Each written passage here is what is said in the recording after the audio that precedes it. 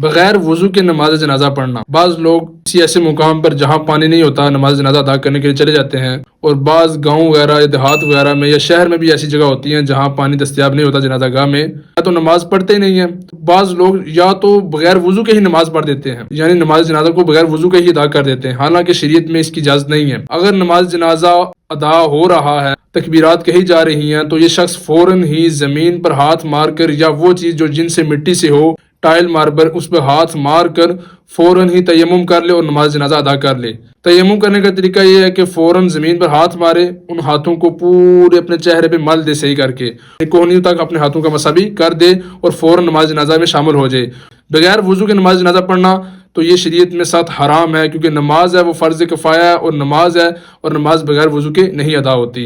और जो तकबीरात रह गई हैं वो इमाम के सलाम फेरने के बाद तकबीरात दिल में ही पढ़कर सलाम फेर दे तो उसकी नमाज जनाजा अदा हो जाएगी।